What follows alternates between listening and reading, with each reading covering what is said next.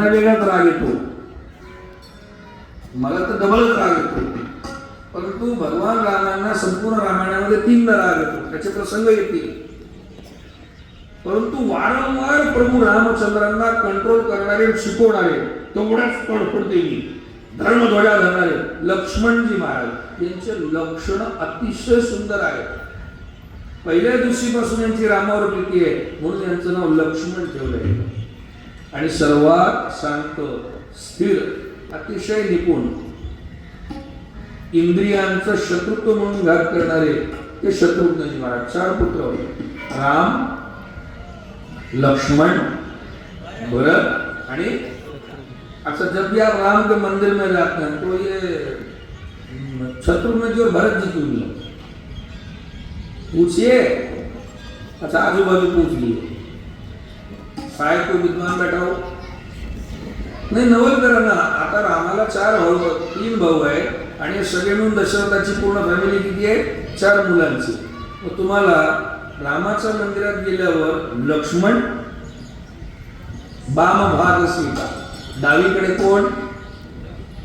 सीताजी माय, उजवीकडे कोण?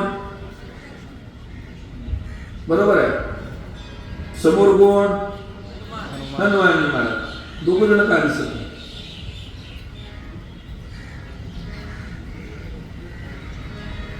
असा प्रश्न पडला पाहिजे ना. त्यांच्या फॅमिलीमध्ये काही डिस्प्यूट आहे का? त्या दोघांना सोबत काय ठेवत नाही? आहे, त्याला पंचायतन म्हणतात. त्या पंचायतनामध्ये सगळे येतात, म्हणजे 4 भाऊ आणि 5वी सीताजी महाराज. पण नॉर्मली तुम्ही जर मंदिरामध्ये गेले रामाच्या, तर तुम्हाला डाव्या भागाला सीताजी महाराज असतील, उजव्या भागाला लक्ष्मणजी महाराज, समोर हनुमानजी, 4 जण दिसतात. का बरं?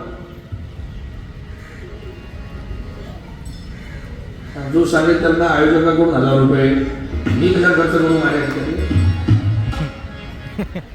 हा प्रश्न पडला पाहिजे ना. आपण किती वर्ष झाले माणूस ऐकत आहे, आपण किती वर्ष झाले रामायण ऐकतोय. आपल्याला प्रश्न पडला पाहिजे की मंदिरांची रचना केल्यानंतर मूर्त्यांचं सुद्धा शास्त्र असतं. आता ते तुम्ही ग्रॅनाइटच्या मूर्त्या बनवायला लागल्या, नाहीतर मंदिर जाऊन पाहावे. खिद्रापूरचं मंदिर आहे, महालक्ष्मीचं मंदिर आहे. प्रत्येक मूर्ती कशी असावी, तिला अधिष्ठान आहे. ती मूर्ती कुठला हात कसा घेऊन आहे, विष्णूंच्या मूर्त्यांवरून त्यांचे प्रकार आहे. आम्हाला फक्त एवढं माहित आहे, विष्णू आहे, नारायण, राघव, विष्णू, मोहन, वेणुगोपाल, हे मूर्त्यांवरून पडलेले प्रकार आहेत बघा. हनुमानाच्या सुद्धा मूर्त्यांचे 4 प्रकार आहेत.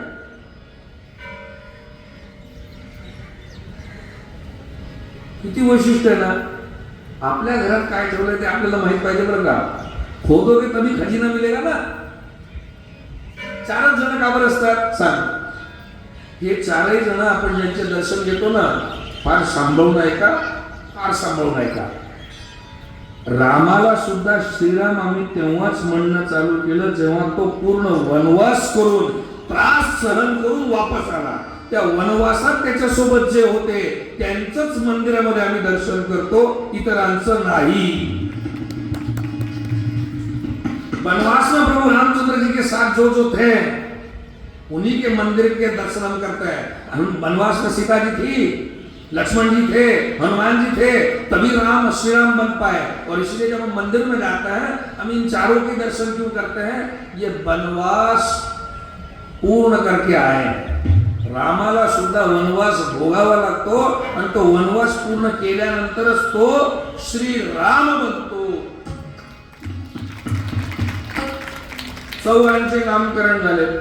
बरं, देवाचं आयुष्य चांगलं असावं,